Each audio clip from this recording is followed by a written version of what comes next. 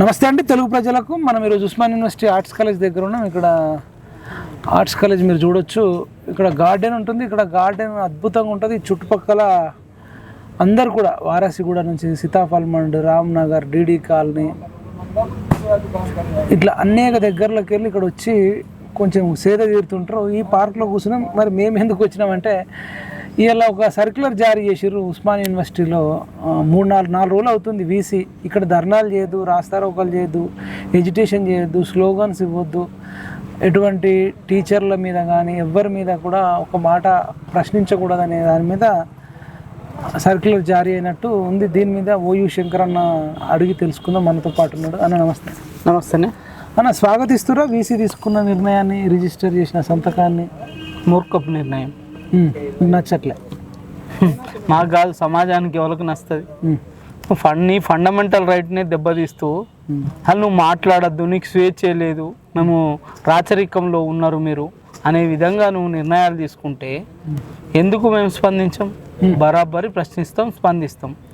అయినా నీవు సమర్థవంతమైన వీసీ అయితే నువ్వు సమస్యలు రాకుండా తీసుకో. అంతేనా? పనితనం గాడ చూపించాలి కదా, గీడ కాదు కదా. సాదా కాకపోతే చెప్పు, రిజిగ్నేషన్ ఇచ్చిపో, ఏమైతే వేరే వాళ్ళు చూస్తారట. ఎస్, సమర్థుడు వస్తాడు కదా. ఈ అసమర్థపు వాళ్ళు మనకెందుకు?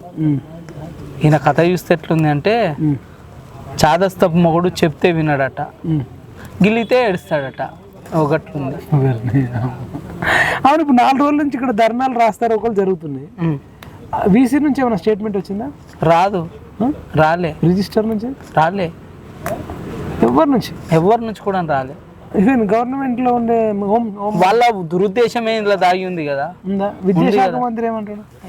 అదే విద్యాశాఖ ఎక్కడ ఉంది? ఉందా? రాష్ట్రంలో విద్యాశాఖ ఉందా? విద్యాశాఖకు మంత్రి ఉన్నాడా? లేడు కదా. తల్లి లేని బిడ్డ లెక్క ఈ గొడగొడ ఏడుస్తుంది. ఏముంది మరి? ఆ ఏడుపులు ఎవరికి పడతాయి? విద్యాశాఖ మంత్రి ఉంటే పడతాయి. ఇప్పుడు కాంగ్రెస్ నాయకులే కొందరు ఓయూలుండే నాయకులు, కోటా సినన్న లాంటి వాళ్ళు, నరసింహ లాంటి వాళ్ళు, వీసీదే తప్పు మొత్తం. వీళ్ళు బీజేపీ నాయకులతో, కొందరు ఏబీపీ నాయకులతో కుమ్మక్క అయిపోయి మా ప్రభుత్వాన్ని బదనం చేయడానికి సర్కులర్ తెచ్చిర్రు అని చెప్పి వాళ్ళు నిన్న మాట్లాడుతుంటే నేను విన్నా. మీరు విన్నారా? నేను వినలే. ఇప్పుడు వాళ్ళంతా బహాటంగా స్టేట్మెంట్ ఇచ్చిందైతే నేను ఎక్కడ చూడలే. సరే, ఇచ్చుంటే అట్లాంటి వీసీ నీకెందుకు?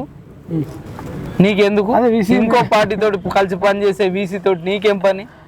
తీసేయరాదు, రాజీనామా చేయు, లేకపోతే అభిశంసనం పెట్టి పంపియు రాష్ట్రపతికి. పంపియరాదు, నీ చేతిలో పని కాదు. వీళ్ళు ఓయూ వాళ్ళు అంటారు. ఓయూ వాళ్ళు కూడా రేవంత్ రెడ్డి రిక్వెస్ట్ చేస్తారు. మీరు చెప్పింది రిక్వెస్ట్ చేసుడు ఏంది? రేవంత్ రెడ్డి మంచోడే, వీసీ చెడ్డ నిర్ణయం తీసుకున్నాడు. రేవంత్ రెడ్డి గారు వీసీని తీసేయండి అంటారు. విద్యాశాఖ మంత్రే కదా రేవంత్ రెడ్డి గారు, వేరే వాళ్ళు కాదు కదా. ఆయనే నేను ఆ సర్క్యులర్ రద్దు చేసుకుంటున్నా అంటే అయిపోతుంది కదా. అదే ఇప్పుడు వీళ్ళు నేను రద్దు చేసుకుంటున్నాను అనే ఒక్క స్టేట్మెంట్ తోటి సర్క్యులర్ రద్దు అవుతుంది కదా. ఇప్పుడు కాంగ్రెస్ నుండి ఓయూ నాయకుల గురించి వీళ్ళే రేవంత్ రెడ్డిని రిక్వెస్ట్ చేస్తున్నారంటే రేవంత్ రెడ్డి ఇంటలేడు అన్నట్టు డైరెక్ట్ కెమెరా ముందు వచ్చి చెప్తారు.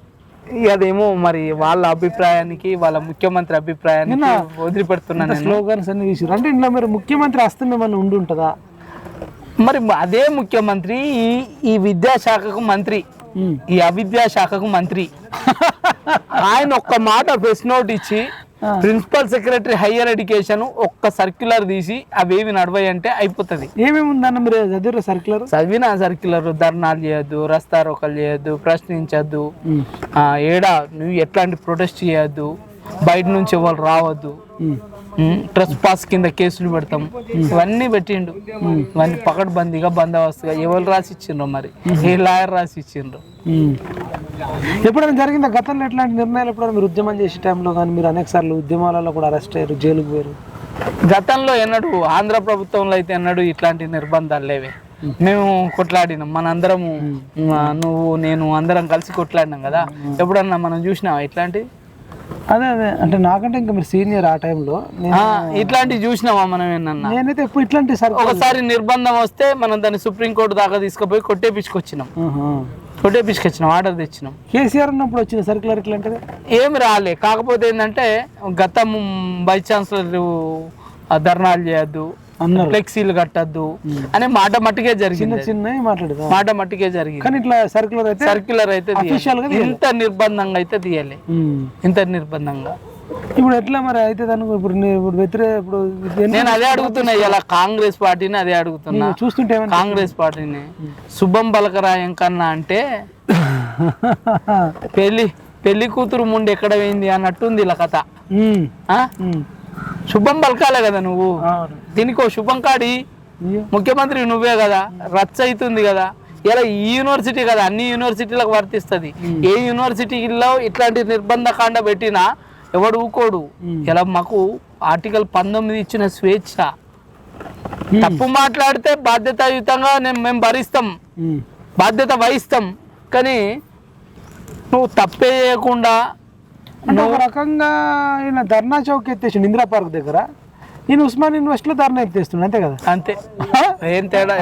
అంతా తేడాగాళ్ళు రాజకీయ నాయకులు. ధర్నా చౌక్ భయపడ్డాడు, ఈయన ఉస్మాన్ యూనివర్సిటీకి భయపడుతుంది, అంతే. ఇప్పుడు ఇదే ధర్నాలు చేస్తే వీసీ అయ్యిండు. ఇప్పుడు కేసీఆర్ ఉంటే నేను వీసీ కాకపో, కేసీఆర్ ఉంటే రేవంత్ రెడ్డి సీఎం కాకపో. అవును, నీకు సీఎం కావడానికి ఇదే ఉస్మాన్ యూనివర్సిటీలో ధర్నాలు కావాల్సి వచ్చింది, ఈయన వీసీ కావడానికి అవే ధర్నాలు కావాల్సి వచ్చింది. ఇప్పుడు మళ్ళీ రివర్స్ గేమ్ ఏంది మరి? తల్లి పాలు తాగి తల్లి రొమ్మునే గుద్దినట్టుందా? ఇంకో సామెత చెప్తా నేను, బాగా తిక్కలోడు తిరునాళ్ళకి వెళ్తేనట ఎక్కడిగా సరిపోయిందంట. ఇక అట్లనే ఉంది ఆయన కథ కూడా. ఇప్పుడు ఎక్కడానికి దిగడానికి అయిపోతుంది, ఏం చేయాలో అర్థమైతలేదు, ఎట్లా ఎకనామీ జనరేట్ చేయాలనో అర్థమైతలేదు. సరే అది ఒక ఎత్తు, అది వేరే కష్టాలు ఉన్నాయి. ఇది మళ్ళీ కొత్త సమస్య పెట్టుకున్నట్టేనా? మరి లేని సమస్యను కుంపటి పెట్టుకున్నట్టు. ఎక్కడ ఇది సామాజిక ఉద్యమాలకు నిలయం. అవును, అన్యాయాల అక్రమాలు అణచివేతకి వ్యతిరేకంగా పోరాటానికి నిలయం ఇది. అది ఇక్కడ మనమే డప్పు కొట్టినాం.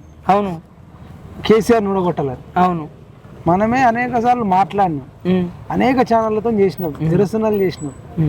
రేవంత్ రెడ్డి వచ్చిండు, దయాకరణ వచ్చిండు, అద్దెకి దయాకరణ, బల్మూరు వెంకట వచ్చిండు, కోదండరామ్ వచ్చిండు, సీతక్క వచ్చింది, బట్టి విక్రమార్క వచ్చిండు, మధు యాష్కన్ వచ్చిండు. మళ్ళీ ఇప్పుడు అంటే వాళ్ళు ప్రతిపక్షంలో ఉన్నప్పుడు వాళ్ళు ఇక్కడ ధర్నాలకు సపోర్ట్ చేసిర్రు, అన్నిటికీ చేసిర్రు. ఇప్పుడు ఏమనిపిస్తుంది మరి వీళ్ళు అంటే వీళ్ళు ఇదే ఉస్మాన్ యూనివర్సిటీ పెట్టిన భిక్షతోని ఇవన్నీ అనుభవించుకుంటారు. ఏరు దాటేదాకా బోడమల్లన్న, బోడ దాటిన తర్వాత బోడమల్లన్న ఏముంది ఇందులో? ఇంకా అంతకు మించి అనిపిస్తుంది. అంటే తెలివి తక్కువతనంతోనా, క్రూయాలిటీతోనా? ఇప్పుడు ఎవరు భయపడే పరిస్థితి లేదు కదా. ఇప్పుడు కేసీఆర్ అంటే కేసీఆర్ నిజంగా చెప్పాలంటే భయపడ్డారు, తిరగబడ్డారు. అవును, కానీ నేను అసలు నాకు ఎవరు భయపడతానైతే భయపడతలే, ఇష్టం వచ్చినట్టు ఎవరు పడితే వాళ్ళు తిరుగుతారు. అవును. సరే తిట్టుడు మీద చూద్దాం. మొన్న రేవతి అనే ఒక జర్నలిస్ట్ని అరెస్ట్ చేసిర్రు, ఇంకొక దాన్ని అరెస్ట్ చేసిర్రు. బట్టలు కూడా తీసి కొడతాం నా కొడకల్లారా, ఎవడు జర్నలిస్ట్ ఎవడేందిరా, మా ఫ్యామిలీలను తిరుగుతున్నారు అంటున్నాను. దీని మీద మీ స్పందన ఏంది? ఎవరి ఫ్యామిలీలకైనా తొంగి చూడడం అనేది పొరపాటే. మీడియా సంస్థలు ఏవి కానీ వీడిని ఇట్లా తిట్టు, వాడిని అట్లా తిట్టు అని నేర్పించి తీసుకురారు. ఇదేం పాఠం కాదు చెప్పడానికి. ఇలా సామాజిక సమస్యల పట్ల ప్రతిస్పందించమని మీరు సమాజంలో వ్యక్తుల దగ్గరకు పోతారు.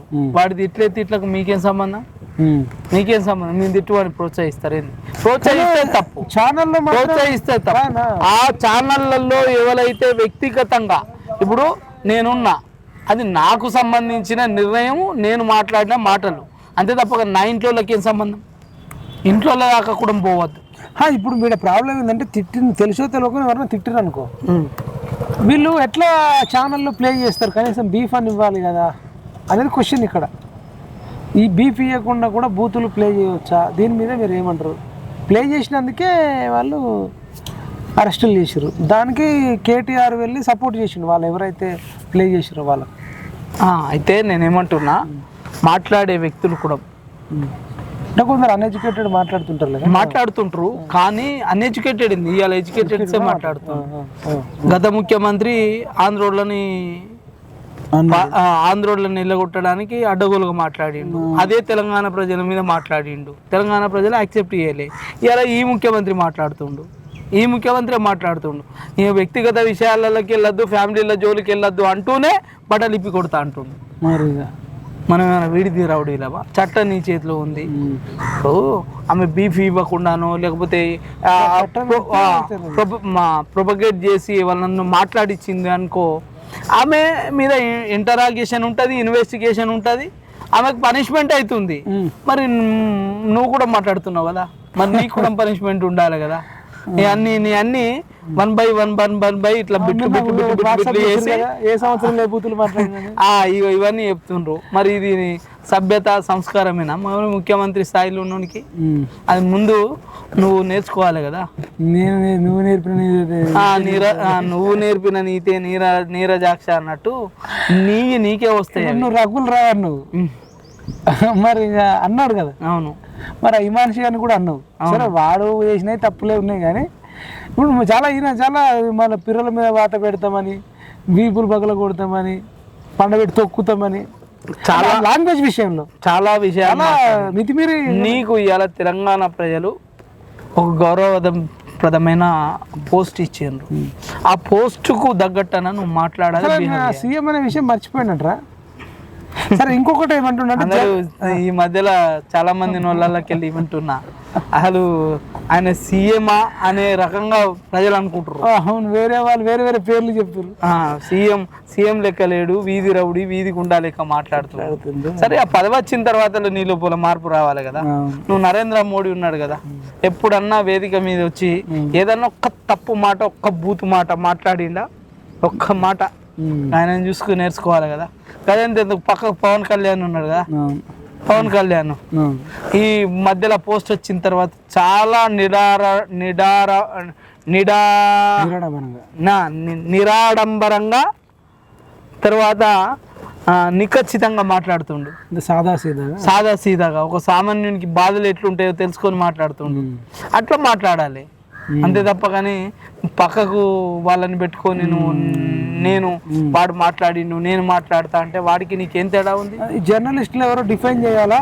అసలు ప్రతి ఒక్కటి ఇలా వచ్చి జర్నలిస్ట్ అంటుండు, మిగతా వాళ్ళని క్రిమినల్స్ కింద చేస్తాం, జర్నలిస్టులను మాత్రం ఎవరో డిఫైన్ చేయాలని అడుగుతుండే. ఎవరిని అడుగుతుండో నాకు యూట్యూబ్ మీద పెట్టుకోని ఫస్ట్ కేసు. యూట్యూబ్ మీద పోయి మీరు అందరికి యాక్సెస్ ఇస్తుండ్రు, మీరు యాక్సెస్ ఇవ్వద్దు, మీరు అందరిని మాట్లాడిపిస్తుండ్రు, అందరిని మాట్లాడిపియద్దు, యూట్యూబ్ మీద పెట్టి కేసు. యూట్యూబ్ మీద పెట్టు, ట్విట్టర్ మీద పెట్టు, ఫేస్బుక్ మీద పెట్టు, ఇన్స్టాగ్రామ్ మీద పెట్టు కేసు. ముందు హైలైట్ ఏంటంటే ఇప్పుడు ఆయనకు ఒక యూట్యూబ్ ఛానల్ ఉంది, యనుమల రేవంత్ రెడ్డి అని ఉంది. యనుమల రేవంత్ రెడ్డి అని ఉంది యూట్యూబ్ ఛానల్ ఉందా? తర్వాత రేవంత్ రెడ్డి సైన్యం అని ఒక ఛానల్ ఉంది. తర్వాత ఫేస్బుక్ పేజ్ ఉంది ఆయన, ఇన్స్టాగ్రామ్ పేజ్ ఉంది యనుమల రేవంత్ రెడ్డి అని. ఇన్స్టాగ్రామ్ ఉంది, ట్విట్టర్ ఉంది, ఫేస్బుక్ ఉంది, యూట్యూబ్ ఉంది. ఆయన మాత్రం మరి ఈయనకి ఇప్పుడు కార్డు లేదు, ఈయనకేం లేదు. మరి ఈయన అనేక వీడియోలు ప్లే చేసుకుంటున్నాడు. అలా ఈయన భావాన్ని వ్యక్తం చేస్తూ ఇలా పోస్టులు పెడతారు. చెప్పేటి ఏమో శ్రీరంగ నీతులట, చొచ్చేయేమో సాని కుంపలంట. అట్లుంది ఆయన కథ. నేనేమంటున్నా అంటే సగటు వ్యక్తిని సంతృప్తిపరచు. నేను ఎవడు తిట్టాడు, ఎందుకు తిడుతుండు? మరి ఇప్పుడు మీ అన్న ఇచ్చిన పథకాలు అమలు కాకపోతే తిడుతుండు, తప్పేమున్నది? తిరుపతి రెడ్డిని అఫీషియల్ గా పంపించి పిల్లలతో సెల్యూట్ కొట్టిస్తుండు. ఆయనకు ఎటువంటి రాజ్యాంగబద్ధమైన పదవి లేదు. అది తప్పు కదా, మరి అది పోస్ట్ చేస్తారు కదా. చేస్తారు, తప్పేముందన్న. మరి ఇట్లా జరిగిన తప్పును తప్పుగాను గమనించి నిన్ను నువ్వు సంస్కరించి వికారాబాద్ కలెక్టర్తోని సంతకం సెల్యూట్ చేయించుకోవడం, తర్వాత విద్యార్థులతో సెల్యూట్ చేసుకోవడం. తిరుపతి రెడ్డి ఆయనకి ఏ పోస్ట్ లేదు. ఇది మరి సోషల్ మీడియాలో ప్రశ్నిస్తారు కదా. కొన్ని రాజకీయ పార్టీలు తప్ప మిగతా అన్ని రాజకీయ పార్టీలు కుటుంబ పార్టీలే. 100కి 95% అన్ని కుటుంబ పార్టీలే, ఒక 5% తప్ప. కుటుంబ పార్టీలు ఏం చేస్తారు? కుటుంబాన్ని కీర్తించాలనుకుంటారు కానీ కుటుంబ ఆస్తులు పెంచుకోవాలనుకుంటారు కానీ ప్రజల ఆస్తులు పెరగాలని అనుకుంటారా? అనుకోరు కదా. అందుకనే సెల్యూట్లు ఉంటాయి, రాజ మర్యాదలు ఉంటాయి, రాజ లాంఛనాలు ఉంటాయి. నిన్న సర్క్యులర్ పోతుంది, ఇవాళ రద్దు అవుతుంటాయి. అర్థమైందా? ఇట్లాంటి అన్ని నడుస్తుంటాయి. My right. ఈయనది పక్కకు పెడదాం కొద్దిసేపు. ఇప్పుడు ఈ తీర్మార్మల్లన కేటీఆర్ని కలిసిన అది బాగా వైరల్ అవుతుంది. దాన్ని మీరు ఎట్లా చూస్తారు? ఒక ఉద్యమకారుడు, రాజకీయంలో శాశ్వత శత్రువులు ఉండరు, శాశ్వత మిత్రులు ఉండరు అని నాకు ముందే ఒక నానుడు ఉంది. దాన్ని నిరూపిస్తుండే అలా. మరి అంటే కలవడం మీరు మంచిది అంటారా చెడ్డది అంటారా మీ ఒపీనియన్లో? నేనేమంటున్నా, మీ ఒపీనియన్ కానీ మీ చుట్టూ ఉన్న వాళ్ళు ఏమంటారు? ఇవాళ తీరాన్ని దాటే వరకు గాడిద దొరికితే గాడిద మీద ఎక్కుతా, గుర్రం దొరికితే గుర్రం మీద ఎక్కుతా అన్నాడు. గాడిదని ఎక్కినోడు గుర్రం మీద ఎక్కలేడు. గాడిద వేరు, గుర్రం వేరు. గాడిద మీద సవారి వేరు, గుర్రం మీద సవారి వేరు. కాబట్టి ఏ గాడిద దొరికితే ఆ గాడిద మీద ఎక్కుతా అంటే కుదరదు. జనరల్గా గాడిద మీద కూడా ఎప్పుడు నేను మనుషులు ఎక్కువగా చూడలేదు. ఎక్కితే గుర్రం మీద ఎక్కుతారు. గాడిద కేవలం ఇసుక మోయడం, బట్టలు మోయడం మనం చూస్తుంటే. గాడిద మీద ఏమన్నా మనుషులు ఎక్కగా కొంతమంది ఎక్కుతారులే, కొంతమంది ఎక్కుతారు. అంటే ఇప్పుడు కేటీఆర్ గాడిద అనుకోవచ్చా, లేకపోతే హరీష్ రావు గాడిద అనుకోవచ్చా? అసలు ఏంది ఆయన దృష్టిలో ఎవరు గాడిద? నేనేమంటున్నా, నీ పోస్టుల కోసం, నీ అవకాశాల కోసం, నీ ఆస్తుల కోసం, నీ అంతస్తుల కోసం మమ్మల్ని ఎందుకు వాడుతున్నావు? నేను చేసిన బీసీల కోసమే. బీసీల కోసం నా ప్రాణం ఇస్తా, నా గుండెను కూడా పోషిస్తా. బీసీల కోసం బొంత పురుగునైనా ముద్దు పెట్టుకుంటా అంటుండు. బొంత పురుగునేంది మరి? పోయి వాళ్ళ సంఖ నాకు, నేను సంపిత్తా అని చూసినారు కదా, వాళ్ళ సంఖ నాకు, లేదంటే వాళ్ళ మూతి నాకు. పోయి వాళ్ళ మూతి నాకు అంటున్నా నేను. బొంత పురుగు అలా నిన్ను లోపల వేసినాడు, మా గొంతుకలు కదా వినిపించింది. ప్రెస్ మీట్ పెట్టినా నీకు నువ్వు జైలు ఉంటే నీది కాదు బాధ కదా, నీ భార్యది బాధ కదా. ఇదే వేదికగా మొర్రో అని మొత్తుకున్నది ఆ తల్లి. మొర్రో అని మొత్తుకుంటే మా గుండెలు ఆగలేక, మా గుండెలు తట్టుకోలేక ఈ యొక్క ఆడబిడ్డ ఆవేదన అర్థం చేసుకొని ఇలా ప్రతి ఒక్కరు మాట్లాడినాం కదా. నా భర్తకు ప్రాణహాని ఉంది కేసీఆర్ నుంచి, కేటీఆర్, హరీష్ రావు నుంచి అలా భార్యని చెప్పింది కదా. మరి అలా భర్తకు ప్రాణహాని పెట్టిన వాళ్ళు, అలా భర్తని చంపాలనుకున్నోడు మరి వాళ్ళని కలిస్తే వాళ్ళ భార్య కానీ వాళ్ళ కుటుంబ సభ్యుల స్పందన మరి ఇప్పటిదాకా ఏం మాట్లాడతలేరు కదా. మళ్ళీ రేపు వాళ్ళు చంపాలనుకుంటే మళ్ళీ మన దగ్గరికి వస్తారు. వాళ్ళ అవకాశాలు కదా. ఇప్పుడు కనీసం ఇప్పుడు మనమేమనుకుంటాం అంటే భర్త కాపత వచ్చిందని భార్య వచ్చింది, భర్తకు ఆస్తులు వస్తున్నాయని భార్య వస్తుందా? రాదు కదా. భర్తకు ఆస్తులు వస్తున్నాయంటే ఆమెకు వచ్చే, భర్త బాటలో భార్య అయిపోయాయి. అది మనం గమనించలే. మనం మూర్ఖులం. ఇలా ఎవరు మూర్ఖుడా అంటే మనం మూర్ఖులం. మనం ఫూల్స్ చేసినట్టు ఇలా మనము మామూలుగా లేదు. ఇది ఒక మోసకారిని, ఒక కుట్రకారిని నమ్మలేకపోయినాం మనం. నా భర్తను చంపుతున్నారు కాపాడండి అని అరవింద్ అన్నను కలిసింది. అరవింద్ అన్న అయ్యో నిజమే అనుకొని అమిత్ షాని కల్పించిండు. మళ్ళీ ఇప్పుడు అమిత్ షా మీద ధర్నా చేస్తా సపోర్ట్ చేయని మళ్ళీ చంపినోడి దగ్గరికి, చంపుతాను ప్రయత్నించిన పోయి అడుగుతున్నాడు. ఇది ఎట్లా చూస్తావు? ఇక చిల్లర రాజకీయాలు. కేటీఆరే నన్ను చంపాలనుకుంటుండు, నేను ప్రభుత్వమే అని, నన్ను కాపాడండి మొర్రు అని అమిత్ షాని కలిసి మళ్ళీ అమిత్ షా మీద నేను ధర్నా చేస్తా ఢిల్లీలో, మీరు నాకు సపోర్ట్ ఇవ్వాలని వీళ్ళని అడుగుతుండు. ఇది ఇది సినిమాలలో కూడా ఉండదు అనుకుంటా. అపరిచితుడు సినిమా చూసినాం, అపరిచితుడే అనుకున్నాం. ఇది అంత సుపరిచితుడు. సుపరిచితుడు లేదంటే అపరిచితుడు తాతన. సుపరిచితుడు. తీన్మార్ అంటే రంగుమార్, రంగుమార్ అంటే పాటిమార్, అంతే కదా. అయితే కొందరు ఏమంటారు అంటే సరే ఏదో మంచి వచ్చాడో బీసీల కోసం మాట్లాడుతుండు కదా, మాట్లాడని అంటారు. దానికి ఏమంటారు? ఇప్పుడు బిల్లు పెట్టడానికి కోసం నేను మద్దతు ఇచ్చినా అని ఆడో ఏడో విన్నా. నేను మద్దతు అడగడానికి పోయినా అన్నాడు. అరే బిల్లు పెట్టిన తర్వాత మద్దతు ఎరికిపోతే ఆయన వాళ్ళ సంగతి ఏందో మేము చూసుకుంటాం. నీకేం పని? ఏ బిల్లు పెట్టడానికి మద్దతు? నాకు అర్థం కాదు. ఏదో 42%.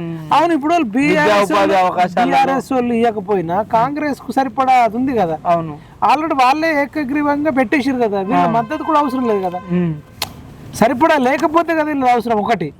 రెండోది ఈయన చెప్తేనే వాళ్ళు ఇస్తారు మద్దతు. వాడు ఇవ్వాలనుకుంటే ఇస్తాడు, లేకపోతే లేదు కదా. అవును, ఇప్పుడు తీన్మార్ మల్లన్న తీస్మార్క్ అని వచ్చిండు, ఈయన చెప్పిండు కాబట్టి మనం ఇవ్వాలని ఇస్తారా? లేదంటే వాడు మనసులు ఉంటే ఇస్తాడా? ఒకటి. వాడు ఇచ్చినా ఇవ్వకున్నా అది పెద్దగా ఎఫెక్ట్ కూడా చూపించట్లేదు కదా. నేషనల్ బీసీ కమిషన్ ఏర్పాటు చేయడానికి ఎన్డీఏ ప్రభుత్వము బిల్ పెట్టింది. మొదటిసారి కాంగ్రెస్ ప్రభుత్వం అడ్డుకున్నది. రెండోసారి బిల్లు పెట్టి దాన్ని ఆమోదింపజేసిండ్రు. ఆగిందా? ఆగలేదు కదా. కాంగ్రెస్ పార్టీ ఆపితే ఆగలేదు కదా. ఇవాళ నీకు అంత చిత్తశుద్ధి ఉంటే, కాంగ్రెస్ పార్టీకి బీసీల మీద ప్రేమ ఉంటే, మేమేం అడుగుతామంటే విద్యా ఉపాధి అవకాశాల గురించి ఎప్పుడు కాదు, మాకు రాజకీయ అవకాశాలు కావాలి. రాజకీయాలలో మాకు రిజర్వేషన్లు ఇవ్వమని బిల్లు పెట్టు, ప్రైవేట్ బిల్లు పెట్టు. పక్క రాష్ట్రంలో జగన్మోహన్ రెడ్డి పెట్టిండు కదా, మరి ఇప్పుడు నువ్వు పెట్టు, నువ్వు ఒకవేళ దానికి మద్దతు ఇవ్వకపోతే నీకు 240 చిల్లర మీ కూటమి ఉంది కదా, మీ కూటమి మద్దతు తెలుపురు దానికి ప్రైవేట్ బిల్లు పెట్టి. ఇలా మద్దతు ఎన్డీఏ మద్దతు ఇవ్వకపోతే ఎన్డీఏని ఓడగొట్టి ఇవ్వబడతాం కదా, మేము ఎన్డీఏని ఓడగొడతాం కదా. నువ్వు పెట్టు బిల్లు, నీకు అంత ప్రేమ ఉంటే ఓడిపోయే బిల్లుని తీసుకొచ్చి ఇలా ముంగడ పెడతావు. సాధ్యమవుతుందా ఇది? ఇది దొంగ హామీ కాకపోతే, మోసపు హామీ కాకపోతే ఏం చేయమంటున్నా అర్థం కాలేదు. కాంగ్రెస్ వాళ్ళు ఏం చేయాలి ఏమంటున్నా, ఇవాళ విద్యా ఉపాధి అవకాశాలు స్టేట్ గవర్నమెంట్ విద్యా ఉపాధి అవకాశాలతో పాటు స్థానిక సంస్థలలో 42% రిజర్వేషన్లు ఇచ్చినావు. నిలబడుతుందా చట్టరీత్యా? నిలబడుతుందా? మోసపు హామీని తెలిసినోనిగా నువ్వు నేను యాక్సెప్ట్ చేద్దామా? ఇప్పుడు తమిళనాడులో ఇట్లా కొంత పెంచుకొని ఇచ్చిర్రు అది అన్నారు కదా. తమిళనాడుది వేరు. తమిళనాడుకి మిగతా రాష్ట్రాలకి పోల్చడానికి వీల్లేదు. మరి అంటే నిన్నగాక మొన్న కొట్టేసిండ్రు కదా, చంద్రబాబు నాయుడు తెచ్చిన ఏజెన్సీ ఏరియాలలో 100% రిజర్వేషన్ ఇస్తే కొట్టేసిండ్రు కదా, అదే రాజ్యాంగ ధర్మాసనం కొట్టేసింది కదా. మరి ఎట్లా నమ్మాలి? ఏ రకంగా? మేమేం అడుగుతున్నాం అంటే ఇంకో బిల్లు పెట్టుండ్రు దాంతోపాటు, మేమెంతో మాకంతా. ఎవరి జనాభా దామాష ప్రకారం వాళ్ళకి రిజర్వేషన్లు ఇచ్చేయి, ఓపెన్ కేటగిరీ ఏంది ఆ రకంగా బిల్లు పెట్టు, నమ్ముతాం. దానిలో చట్టబద్ధత ఉంటుంది. ఏ కమ్యూనిటీలో ఆ కమ్యూనిటీ ఓపెన్ కేటగిరీని క్లెయిమ్ చేసుకుంటుంది. నీకు ఓపెన్ కేటగిరీకి మెరిట్కి ఎక్కడ ఇబ్బంది కలగదు. అవును. మరి ఇప్పుడు మళ్ళీ ధర్నా చేస్తా అంటుండు, ఏమని ధర్నా చేస్తా నాకు అర్థం కాలేదు. పార్లమెంట్ లో బిల్లు పెట్టాలా అని చెప్పేసి బీజేపీ మీద ఏం చేస్తాడు మరి? బహిష్కరించిన కాంగ్రెస్ మీద చేస్తాడా, లేకపోతే అధికారంలో ఉన్న ఎన్డీఏ మీద చేస్తాడా, లేకపోతే టిఆర్ఎస్ పార్టీ మీద చేస్తాడా? ఇప్పుడు కేసీఆర్ ను కలుపుకొని కేసీఆర్, రేవంత్ రెడ్డి, ఈయన ముగ్గురు కలిసి బీజేపీ మీద ఒత్తిడి తెస్తే వాళ్ళు వింటారా? మరి వాళ్ళు పెడతారు బిల్లు, నువ్వు తీసుకపోతే పెడతారు. రేపు నువ్వు పెట్టక ముందే రేపు ఎవడో ఒకడు కోటీలు వేస్తాడు, నీ ప్రతి రాగానే కోర్టులో వారేస్తాడు, కోర్టే కొట్టేస్తుంది. అడిగే ఒడిచిపోయా కదా. మరి ఎట్లా? నేనేమంటున్నా, ఇవాళ మమ్మకు మోసపు హామీ ఇయ్యకు. మీరు పెట్టేది ఉంటే, బిల్లు పెట్టేది ఉంటే జనాభా దామాష ప్రకారం ఎవరి రిజర్వేషన్లు వాళ్ళకు పెట్టు. అది రాజకీయాలల్లో, విద్యా ఉపాధి అవకాశాలలో పెట్టు. దాన్ని నమ్ముతాం, దానికి ఒక చట్టబద్ధత వస్తుంది. ఎందుకంటే రాజ్యాంగపరమైన అమెండ్మెంట్ తీసుకొచ్చి పెట్టు. మెరిట్ కాపాడబడుతుంది. ఇలా మెరిట్ అనే ప్రాతిపదికనే ఇలా సుప్రీంకోర్టు కొట్టేస్తుంది. 50% ఓపెన్ కేటగిరీ ఉండాలి, 50% రిజర్వేషన్ ఉండాలని చెప్తుంది. కానీ ఇప్పుడు ఈడబ్ల్యూఎస్ వచ్చినాక అది 57 అయిపోయింది కానీ 60 దాటిపోయింది కదా. అది అందరు అనుకుంటారు. వాళ్ళు కులాలకు, సామాజిక వెనుకబాటుకు, ఆర్థిక అసమానతకు రెండింటికి కల్పించి ఇచ్చిన రిజర్వేషన్ కాదు. అది ఓపెన్ కేటగిరీకి ఇచ్చిన రిజర్వేషన్. అది మరి ఇప్పుడు ఇవన్నీ రాజ్యాంగ విరుద్ధాలు ఇక్కడ ఇంప్లిమెంట్ చేసేటి, అది కూడా రాజ్యాంగ విరుద్ధమే. ఇలా వాళ్ళు చెప్పింది ఒకటి, కేంద్ర ప్రభుత్వం చెప్పింది ఒకటి, వీళ్ళు చేస్తున్నది ఒకటి. దానికి తూట్లు పొడుస్తుండ్రు. ఇలా ఆయా రాష్ట్రాల జనాభా దామాష ప్రకారం మీరు 5% రిజర్వేషన్లు ఇచ్చుకోమని చెప్తుండ్రు. వీళ్ళు 5 దాటి 10 ఇస్తుండ్రు. ఎవరికి తెలవాలి? ఇది ఎవరు అడగాలి? నాకు తెలుసు కాబట్టి నేను, నాకు అన్యాయం జరిగింది, 4 నోటిఫికేషన్లలో సవాల్ చేసిన. మిగతా వాళ్ళు కూడా సవాల్ చేయాలి కదా దాన్ని. రైట్ అన్న. ఫైనల్గా ఏం చెప్తారు? యువతకి ఏం చెప్తారు మరి ఇట్లున్నాయి సిచ్యువేషన్స్ అయితే? యువత, ప్రజలు మీరు మారనంత వరకు ఈ రాజకీయ నాయకులు మారరు. ఇలా ఒకలమో ఇద్దరము, నీలా నాలా ఒకలమో ఇద్దరము ఇలా గొంతు వినిపిస్తున్నాం. ఎందుకంటే ఈ యూనివర్సిటీ ఏదైతే తల్లిదండ్రులు జన్మనిచ్చి, గురువులు విద్యనిచ్చి, ఇగో యూనివర్సిటీ మనకు బతకడం నేర్పింది కాబట్టి మాకు వచ్చిన జ్ఞానాన్ని ఇంకో నలుగురికి వంచాలనుకుంటున్నాం. మాకు ఆస్తులు పెరగాలను, అంతస్తులు పెరగాలను, లేకపోతే రాజకీయ పదవులలో కులుకాలను ఆశతోటి వీటికి వచ్చిన వాళ్ళం కాదు. కాబట్టి ఫస్ట్ మీరు మారాలి. మీరు మారి ఎవడైతే డబ్బులు ఇస్తాడో, డబ్బులు ఇచ్చేటోని డబ్బులు తీసుకొని నిస్వార్థపరునికి, నిజాయితీ కల్లోనికి ఓటేసి ఇలా ప్రజాస్వామ్యాన్ని కాపాడాలి. డబ్బులు ఇచ్చేటోడు ఇంకోసారి డబ్బులు ఇస్తే మేము ఓట్లు వేయము, ఇలా పని చేస్తేనే మేము ఓటేస్తాము, మా బాధలు బందీలు తెలుసుకున్న వాళ్ళకి ఓటేస్తాము అనే ఒక ఇండికేషన్, అదే ఒక సూచన చేసినప్పుడే ఇలా రాజకీయ నాయకులు మారుతారు. లేకపోతే ధనం మూలం ఇదం జగత్ అన్నట్టు ఇలా ధనమే ప్రాధాన్యమైపోయింది. ఇలా డబ్బు ఉంటేనే సీటు దొరుకుతుంది, డబ్బు ఉంటేనే ఓటు దొరుకుతుంది అని వాళ్ళ నిర్ణయానికి వచ్చిండ్రు. వాళ్ళు డబ్బు ద్వారా కొంటున్నారు. కొన్నోడు మీకు ఏ సంక్షేమం చేయడు, ఏం చేయడు, ఏదో మిమ్మల్ని మరిపించడానికి 4 ఉచితాలు చెప్తాడు, ఆ తర్వాత చేతులు ఎత్తేస్తాడు. రైట్ అన్న, థ్యాంక్ యూ. ఇది సంచలన ఇంటర్వ్యూ ఓయి శంకరన్నతోని. ఈ వీడియోని ఎక్కువ మందికి షేర్ చేయాలని కోరుకుంటూ జై జవాన్, జై కిసాన్, జై హింద్.